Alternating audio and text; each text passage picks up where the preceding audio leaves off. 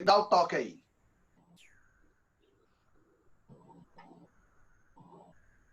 E aí, Bruno? Bom dia, boa tarde, boa noite. Estamos no ar com a segunda entrevista da série Cotados ao Palácio. Neste sábado, hoje, nós estamos recebendo o pré-cotado, né? O pré-candidato Jorge do Rosário. Não sei se ele se coloca assim, mas ele é um dos nomes lembrados, cotados para a disputa da eleição desse ano. Então, antes da gente iniciar a entrevista, quero pedir para você que se inscreva no canal da Agência Moscou para acompanhar o Foro de Moscou e nossa série de entrevistas com os pré-candidatos a prefeito de Mossoró. Se inscreva, curta, compartilhe e contribua para que a gente possa crescer.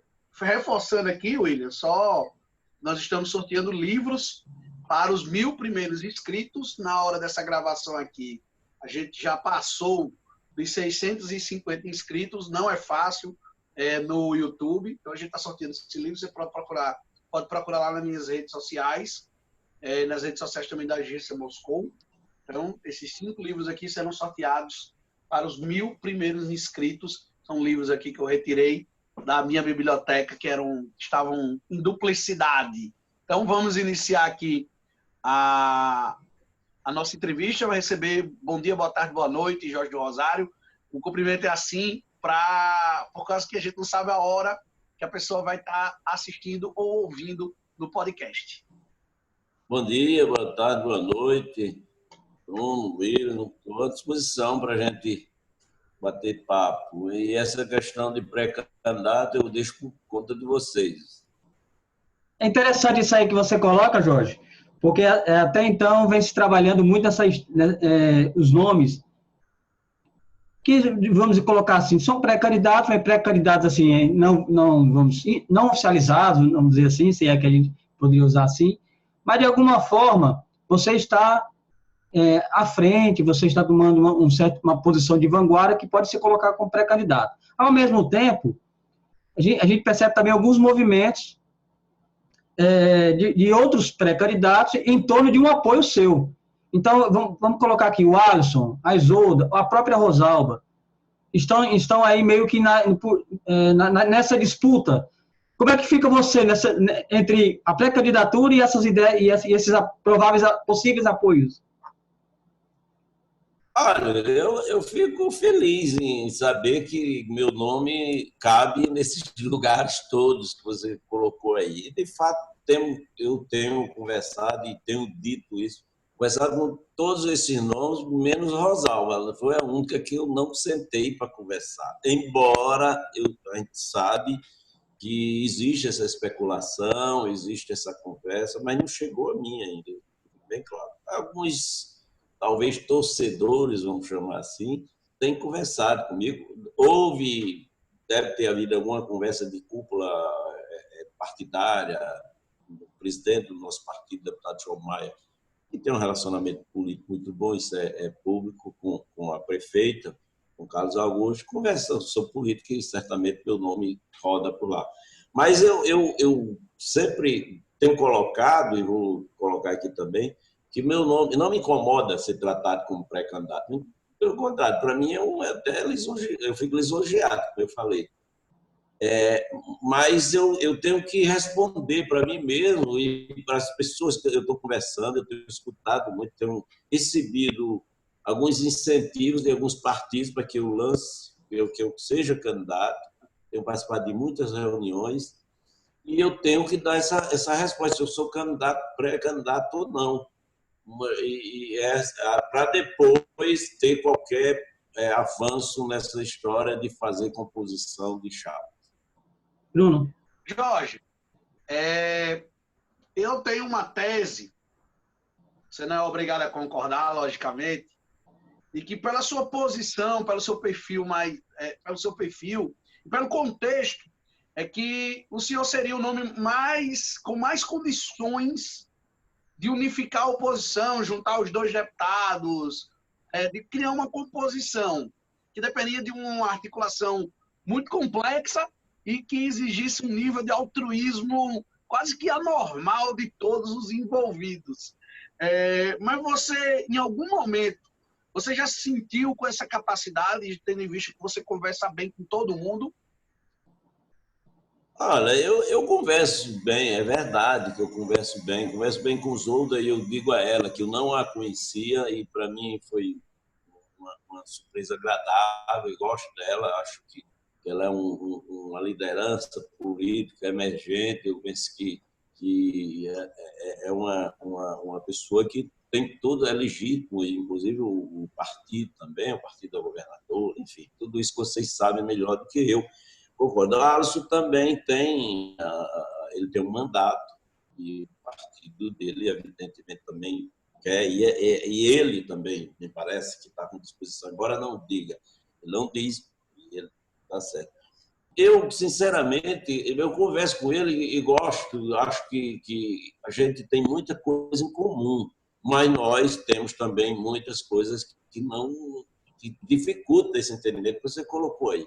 Até essas duas razões principais, que eu vou ficar só nelas. A questão de interesse partidários, digamos assim, para 22.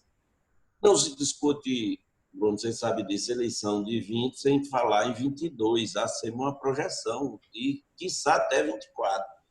Então, há alguns arranjos políticos que precisam de muita conversa, altruísmo também, concordo com você. E eu tento conversar com todos, não no propósito de ser esse candidato, digamos assim. Mas se meu nome, eu sempre disse isso também, eu sou muito transparente nas minhas posições políticas. Se meu nome surgisse ou surgir como tal, eu não teria nenhuma dificuldade também de ser candidato. Eu só não quero ser candidato de mim mesmo, eu não quero ser um candidato que por achar que tem que ser candidato, que não, eu tenho que estar dentro de um projeto coletivo e foi para isso que eu entrei na política e repito, se for meu nome, eu quero conversar e discutir os problemas de Mossoró. Eu tenho conversado com eles, esses dois nomes, sobretudo com o doutor Daniel também, tenho conversado. E a gente vai ver. Eu acho que nós temos ainda um tempo para tentar ainda isso, embora eu reconheça que seja muito difícil essa união da oposição. Ô Jorge, você considerou uma entrevista ao Saulo Vale em que falava com relação a alguns candidatos que já estavam se colocando, alguns pré-candidatos já estavam colocando como tal, né? Ele citou a Isolda, e que isso dificultaria as negociações, enquanto que Alisson não se coloca como pré-candidato, segundo você. Isso aí já é alguma coisa já meio que adiantada, digamos que dificuldade você vê para, digamos, se aliar à Isolda, porque você não encontra algum tipo de espaço? Não, eu disse, inclusive, disse a ela pessoalmente, disse a ela, o que eu quis dizer é o seguinte, em termos de tratativas, de estratégia, né, política, quando a pessoa já se coloca como um candidato, e a deputada Isolda já foi lançada pela governadora, pelo seu partido, está trabalhando, tudo isso para mim está muito certo, eu acho que ela está certa. Eu gostaria muito de ter a convicção dela, que eu não tenho. Então, está tudo certo, tem nada errado. O que eu queria dizer lá é que para outros que ainda não sabem se serão candidato, pré-candidato, se vão colocar seu nome ou não, fica mais difícil esse diálogo. Por quê? Porque já seria um diálogo de adesão. O convite da deputada Isolda, por exemplo, para mim, seria para eu aderir a um projeto da candidatura dela.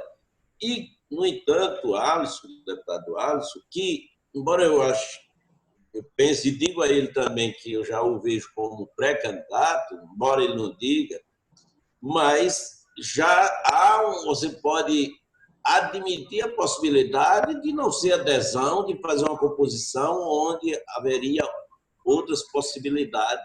Por exemplo, se eu disser que eu sou pré-candidato, eu conversando com Isolda fica difícil. Nós teríamos uma conversa mais difícil, porque ela já colocou o nome dela. Claro que ela pode retirar, como, enfim, política pode tudo. Com o deputado Alisson, há, pelo menos, teoricamente, uma facilidade de uma conversa. Olha, eu queria o seu apoio, eu posso pedir o apoio dele, mas há essa possibilidade, porque ele não se coloca ainda textualmente como candidato. O que eu quis dizer foi só isso. Eu penso que, inclusive, já disse a Isolda isso, conversou sobre isso. Bruno? Jorge do Rosário, outra possibilidade, já também por conta desse seu perfil agregador, digamos assim, todo mundo gostaria de ter você como vice, inclusive a Rosalba. Ser vice é uma possibilidade? Sim, é uma possibilidade. É uma possibilidade. Em política, eu fico feliz, sinceramente, quando esses candidatos todos, inclusive me convidaram, alguns já me fizeram esse convite. Eu fico feliz porque, de alguma forma, o nosso nome, o nosso grupo também, as pessoas veem como possibilidade de contribuir para um projeto administrativo, para a gente cuidar de uma cidade que, eu sempre digo, eu estou na política para tentar retribuir ao que Mossoró me deu. A minha história eu já contei na política, tenho uma gratidão enorme, eu nasci, me criei aqui, estudei sempre escola pública, então tudo que eu tenho foi de público, então universidade pública, tenho 2 cursos, todos os 2 em universidade pública, e graças a Deus a gente tem uma atividade empresarial na nossa cidade, e tudo que eu tenho, tudo que eu sou, devo a Mossoró. E é uma maneira da gente contribuir. Não vi, em determinado momento, que eu não sei se foi loucura, que às vezes eu penso que sim, o melhor caminho, que você tem mais amplitude para se retribuir para trabalho social, através da política. Então, foi esse caminho. E eu vejo com muita satisfação. Então, é possível, sim, a gente fazer composição. É uma possibilidade. Mas, como eu falei, eu tenho que esgotar isso. O tempo vai ser encarregado de logo, logo a gente ter essa posição. Se eu serei ou não candidato. Como eu falei, eu tenho uma parte do nosso partido e de outros partidos que eu me lance candidato, que eu seja o nome que vai defender um projeto político agora, eu seja candidato a prefeito. Outro que defende, que acha que eu devo fazer uma composição, mas tem uma pressão para que eu saia candidato. E eu tenho que analisar tudo isso, tomar uma posição. Eu repito, eu também não quero entrar numa aventura. Eu não entro numa aventura, nem tenho idade, nem tenho disposição para estar entrando numa aventura para ser candidato. E eu tenho que ter um projeto consistente, eu tenho que ter apoio político consistente, já pensando em resolver, com capacidade para a gente resolver os problemas da nossa cidade. Ô, Jorge, já que todos assim ficam assim namorando, né? Te namorando para poder tê-lo ou como vice ou como alguém que esteja lá apoiando, e você ao mesmo tempo pode se colocar como um candidato também, já que você caberia em qualquer caixinha dessa, o que você pretenderia na prefeitura fazer diferente, por exemplo, da atual prefeita Rosalba Serralini? O que você ia propor para o povo que diferenciasse dela, já que você também poderia se aliar a ela, por exemplo? Olha, eu faria muita coisa diferente. Eu vou dizer um aqui que eu faria, e está muito na ordem do dia, essa questão. O modelo, por exemplo, Mossoró Cidade Junina, eu ia ter um projeto. Eu queria poder contratar, por exemplo, um executivo que soubesse captar recursos, patrocínio. Você do meio cultural também, tal, e você entende, Bruno, também.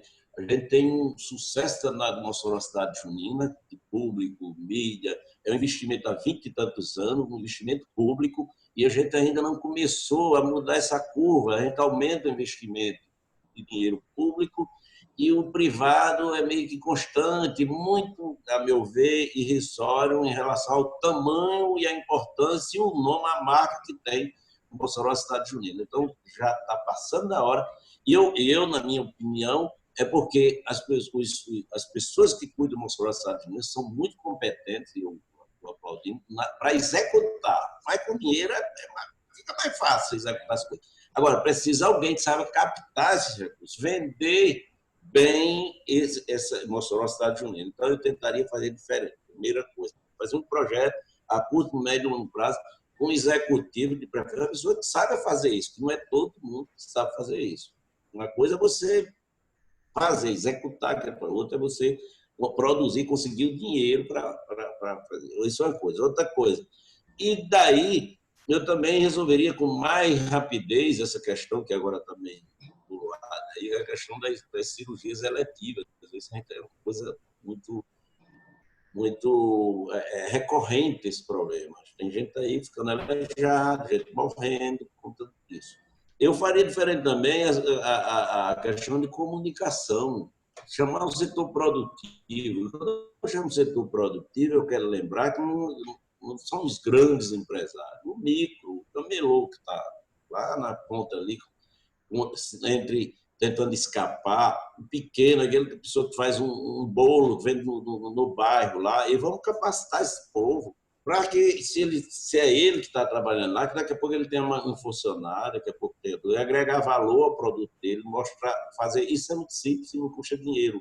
E nós temos profissionais competentes, nós temos o Sebrae, que faz isso com muita competência, agora precisa que o poder público seja o catalisador e tenha um projeto consistente para isso.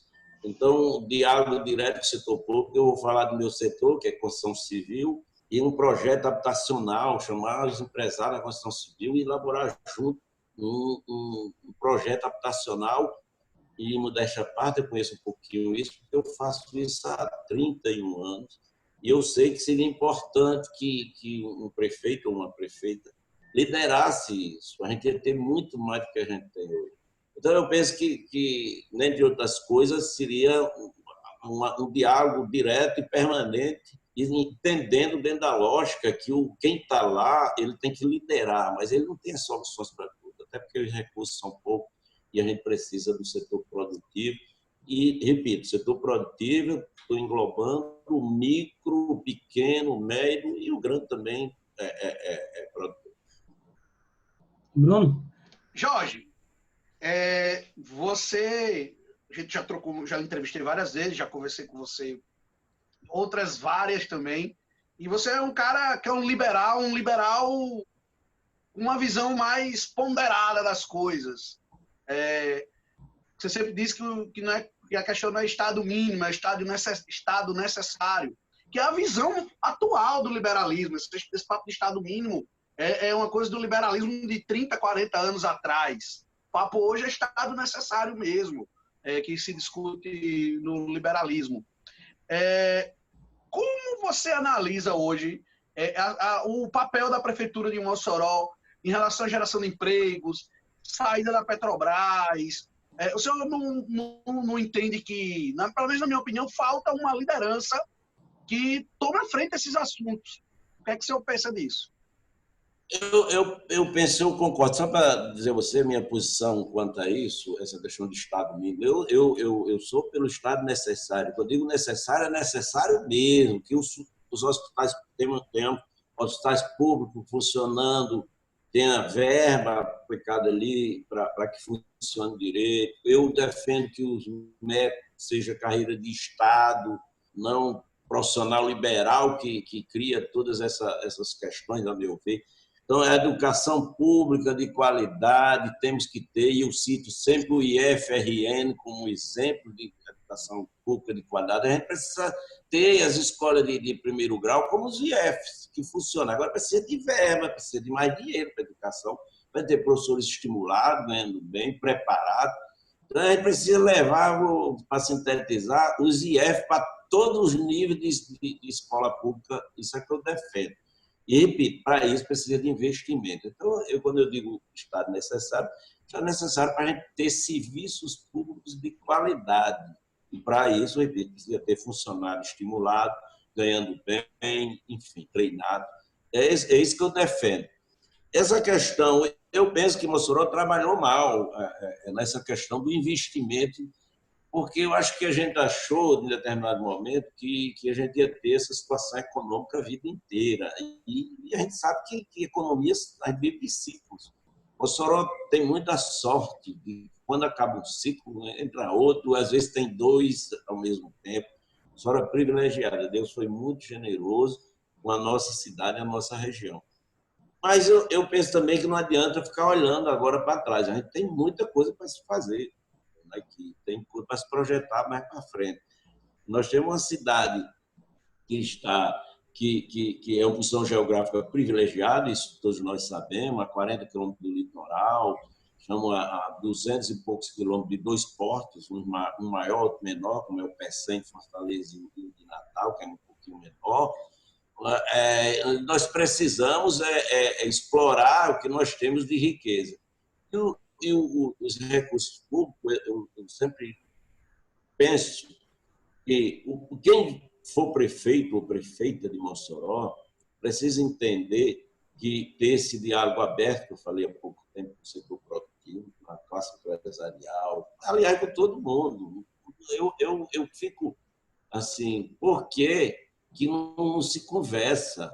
Tem que se conversar, tem que sentar na mesa. Eu sou dessa origem. Eu penso que a solução, e eu faço isso na minha empresa há 31 anos, e não me arrependo. E olha que em empresa você, em tese, podia até impor algumas ideias, mas eu acho isso uma falta de inteligência até, você achar que você é o dono da verdade, você tem a solução, a melhor solução. No poder público, mais ainda. Nós não temos há muito tempo, não tivemos ainda um projeto de desenvolvimento econômico para a nossa cidade. Nós temos nossas potencialidades, mas não sabemos como tratar. A Fierne fez um estudo, o RN+, vocês conhecem, e tratou das nossas potencialidades. Eu, sendo prefeito de Mossoró, se um dia eu tiver essa honra, eu pegaria esse esboço de projeto que foi atualizado há pouco tempo e chamaria a classe produtiva e ia para, por exemplo, a Fiesp e pedia uma maneira de chegar à CNI, os grandes empresários, ia mostrar, inclusive como eu vendo meus apartamentos, ia fazer um folder bem bonitinho com fio, ia mostrar lá o que Mossoró e região tem, quais são as nossas potencialidades de riqueza. E são muitas. Então, a gente precisa captar investimento, ter um projeto claro. Agora, o empresário, quando vai investir em qualquer coisa, quando ele toma conhecimento, que tem gente com dinheiro, o dinheiro no mundo se acabou, ele se concentra num canto ou no outro. Mas ele, com esse dinheiro, ele quer algumas garantias, ele quer infraestrutura, a gente precisa ter infraestrutura. Nós temos uma cidade com um problema de mobilidade muito grande, porque faz tempo que a gente não criou outras vias. Isso é preciso a gente ter projeto, ter outras vias para ter mobilidade. Enfim, eu penso que a gente precisa fazer um planejamento, ter um plano de desenvolvimento e mesmo com os recursos que diminuíram muito, a questão do royalties, que penso que a gente podia ter aproveitado melhor em obras mais estruturantes. Então, mas a gente precisa temos ainda as nossas potencialidades não saíram daqui, continuam, falta sim investimento para a gente transformar as nossas riquezas em oportunidade de trabalho e distribuição de dinheiro para o povo. Você falou bem... Jorge Rosário. Pode falar, Bruno. Fica à vontade, Will. Sobre essas questões econômicas aí, e você falou do período pujante da cidade, né, sobretudo do período do petróleo, que era economicamente muito mais forte. Hoje, pós-petróleo, a gente sente realmente um abalo na arrecadação do município, mas durante esse período a gente viu que poderia ter se investido em áreas, por exemplo, como mobilidade, que você colocou, e infraestrutura. A gente sente agora aquela enchente do final do mês passado, num sábado, né, deixou a cidade numa situação realmente complicadíssima, né, expôs muito essa carência de infraestrutura, principalmente na parte de saneamento. Você nessa área também. E agora, com essa questão do coronavírus, né, isso também tende a prejudicar a questão econômica da cidade nas próximas semanas, nos próximos meses. É uma questão que não é só de saúde pública, mas também de economia.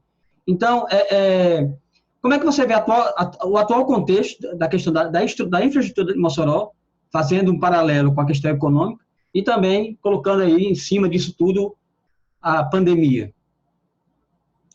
Olha, a questão, aquela chuva, que foi uma chuva realmente fora dos padrões normais, vamos dizer assim, qualquer cidade se ressentiria. Agora, eu tenho dito, eu tive a honra de participar da elaboração do plano diretor de Mossoró enquanto presidente do Sinduscom de Mossoró. E conheço um pouco. E lá no plano diretor tem lá dizendo que a gente teria que fazer, que eu digo, era a Câmara Municipal, com participação popular, enfim, de um plano diretor de drenagem. Que é isso, resumidamente? Nós vimos, o poder municipal precisa que seja feito um plano para obrigar esse tratamento de cada um tratar a sua água para não jogar na rua ao mesmo tempo, que é isso que provoca todas essas avalanches, essas enchentes. Então, a gente deixou de fazer isso. Isso era para ter sido feito há mais de 10 anos. A gente está atrasado nesse sentido. Eu tenho falado com alguns vereadores, tenho dito a ele, olha, está bom, está na hora de discutir. Inclusive, o nosso plano diretor está defasado, porque dentro do plano diretor dizia que com 10 anos tinha que haver uma atualização, um reestudo, digamos assim, da atualização, como eu falei. E também a gente está atrasado. E se resolve esses problemas, primeiro você tem que ter uma legislação, porque não vai, o poder público não vai poder fazer tudo só. Cada um tem que fazer a sua parte. E a gente precisa de lei para o poder público poder obrigar as pessoas a fazer. Inclusive os empresários da construção civil. Eu tenho modéstia parte na experiência nisso, porque a gente já cuida do nosso empreendimento, a gente já faz isso. Mas é preciso que todos façam. Inclusive, em São Paulo, está se discutindo hoje, que eles chamam de microdrenagem, que é isso. Cada um cuidar da sua água, como antigamente, para a gente entender, ter uma visualização. Antigamente, você lembra quando a gente tinha mais problema de água? No tempo de chuva tinha cisterna. Toda casa que se prezasse tinha que ter uma cisterna para captar aquela água. É mais ou menos isso que é a microdrenagem. Que evita que naquele momento das chuvas toda a água corra para lá, porque cada casa, cada prédio joga ao mesmo tempo para ruas e isso complica, não tem sistema de drenagem que vai atender. Esse é o ponto. Então a gente precisa trabalhar isso. E claro que a gente precisa abrir outras vias. A nossa cidade está se expandindo e nós não temos. Eu lembro, eu vou dar aqui só como exemplo, vocês vão lembrar, que a avenida ali em frente ao FES, Antônio Mota. como é? Antônio Mota, né? Não, da UFES ali, Da UFES.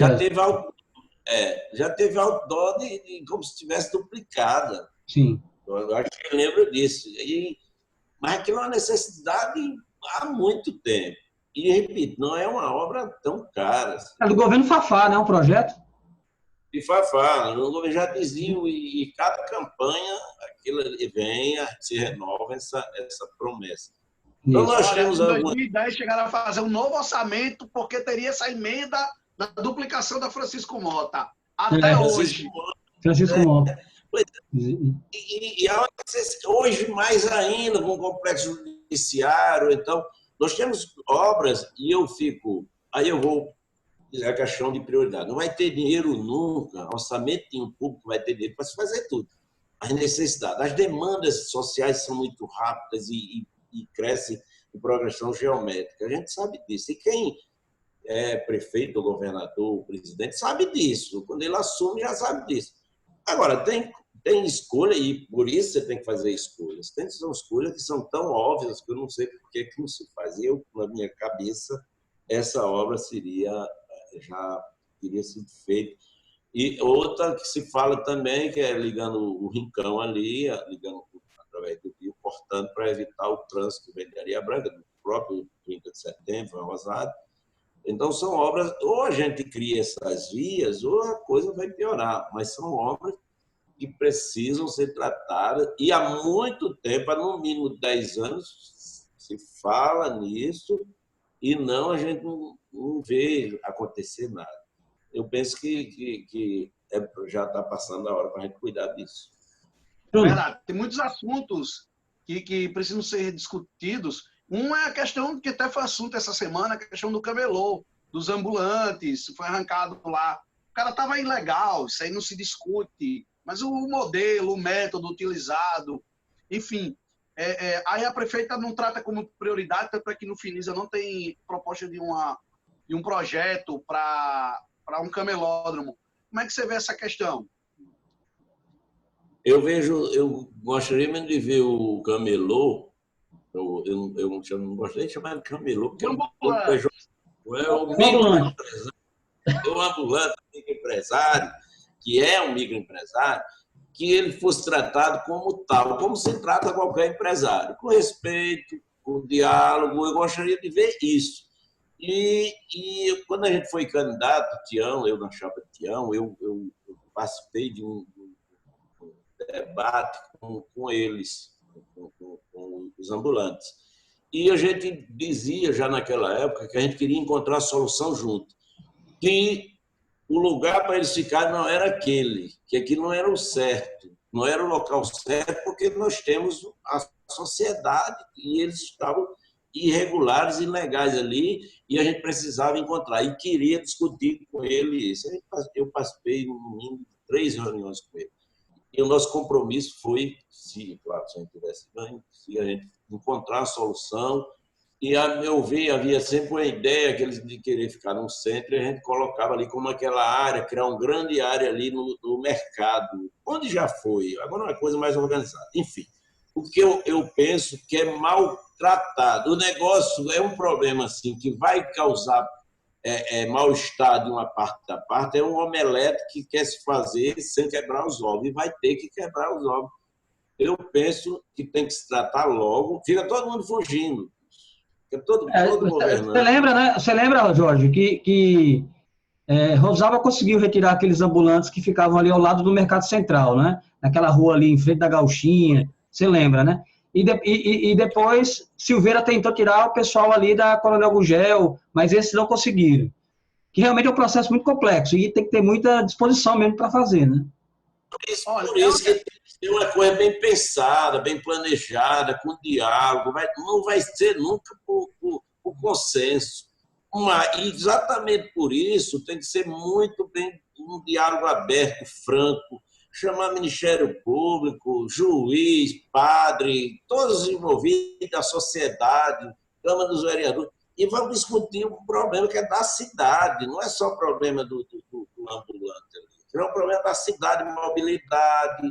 Então, é complexo, mas tem que chamar, e quem tem que liderar, a meu ver, é o Poder Executivo, que tem o poder de determinar, é quem diz que está errado, que dá alvará ou não. Eu penso que deixa um pouco de lado, aí vem uma onda, o Ministério Público, seja quem for, aí obriga a fazer algumas ações, aí quando vão fazer também é meio que apressado, porque não houve esse diálogo. Eu, sinceramente, eu nunca fugi de problema e eu encararia dessa forma. E dividiria com a sociedade também. Então, o Ministério Público que está entrando com ação, o juiz que vai julgar, a Câmara, sociedade, as entidades empresariais que têm interesse no comércio, por exemplo. E vamos discutir, encontrar um plano. Claro que poderia apresentar e receber sugestões que isso acelera o processo, não ficar só em debate. Eu faria sim, mas penso que o grande erro é porque trata sempre assim de última hora, não é pensado, não tem diálogo. E tem um temor também de uma erosão eleitoral, né? E há o temor... Se foge por conta disso. Eu penso que, aliás, só um ponto que você falou aí, eu fui um defensor, sim, eu nem pensava em entrar em política, da reeleição. Eu era defensor da reeleição. E eu mudei de opinião. Eu penso que a reeleição causou mais problemas do que solução. Porque o que a gente vê é exatamente quando, se bem que não é exatamente esse caso, mas há sempre um temor, os executivos têm medo de tomar posições, algumas vezes prefeitos, governadores, prefeitos, por conta da questão eleitoral. E isso é muito triste, porque a gente entra num populismo que atrasa a cidade. É aquela história, você vai ter que tomar uma decisão.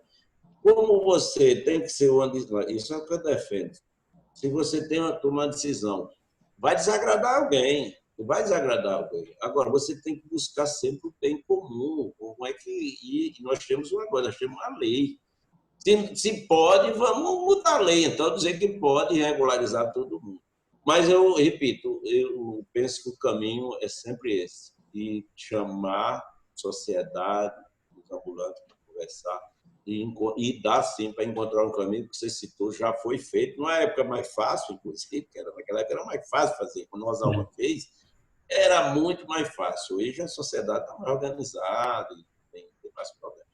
Mas dá para fazer, sim. É complexo, mas dá para fazer. Bruno? A solução é construir um camelódromo, tirar o pessoal, colocar lá e não permitir que outros ambulantes se coloquem. A fiscalização preventiva. O que gera a revolta é depois que eles estão lá, tira de qualquer jeito, essas pessoas já fizeram compromissos. Elas já contam com aquela renda. Elas já passam a viver daquilo. Aí você tem que evitar que elas passem a viver daquilo, naquele local. E tem que... a primeira coisa, tem que, a meu ver, tem que ter um trabalho multidisciplinar, social, para ver quem realmente é ambulante. Porque a gente tem notícia, por exemplo, que tem comerciante que tem aquelas barraquinhas lá e aluga a um ambulante. Entendeu? Então, tem que ser primeiro se faz um cadastro, ver qual é a real situação e obviamente, que o final, o objetivo é esse que você falou. Não pode impedir que as pessoas trabalhem. Muito pelo contrário, a gente tem que estimular. E foi o que eu falei no início da nossa entrevista. Essas pessoas que estão ali, os ambulantes verdadeiros, a gente tem, muito pelo contrário, treinar, mostrar a importância dele de recolher a seguridade social dele, mostrar a importância, como é que ele pode ampliar o negócio dele para dar emprego. É isso que o poder público tem que fazer, tratar, eu sempre digo, menos fiscalização e mais treinamento, mais assessoria, isso por parte do poder público. E aí, Bruno, vamos encerrar então? Vamos ficando por aqui. Eu queria agradecer a Jorge pela entrevista. 100 anos falar do Potiguar, né, Bruno? 100 anos ele falava do Potiguar. Eu acho que é melhor assunto. Meu ABC é pegar o Potiguar ainda, quando acabar esse sofrimento aí da pandemia. Não, o Potiguar é minha cachaça, mas é uma paixão, e vocês sabem que é paixão aí, a gente não explica. E eu digo às pessoas, uma pergunta recorrente que eu respondo quando eu estou dando entrevista é que aparece algum torcedor do Potiguar, quando é que você volta para ser presidente do Potiguar? Eu disse, me aguarde, quando eu perder um pouco... Mas eu volto, um dia eu vou voltar a ser o presidente. A gente continua dando um apoio, patrocínio, discute, faz algumas... dá opinião, mas eu estou um pouco afastado porque também a política e o nosso trabalho não permite que a gente participe mais ativamente. Pronto, Bruno, pode encerrar. Beleza, queria agradecer a Jorge. Lembrando, gostou da entrevista, gostou do programa, dá um dedinho para cima. Não gostou? Dá um dedinho para baixo, comente, compartilhe nos grupos de WhatsApp, nas suas redes sociais e ajude o jornalismo pela democracia a crescer. Vai ficando por aqui. Próximo sábado, a gente chega com um novo entrevistado aqui na série de entrevistas da Agência Moscou, cotados ao Palácio. Obrigado, Jorge. Bom dia, boa tarde, boa noite e até o Valeu, obrigado. Foi um prazer estar com vocês. Vamos lá. Tchau.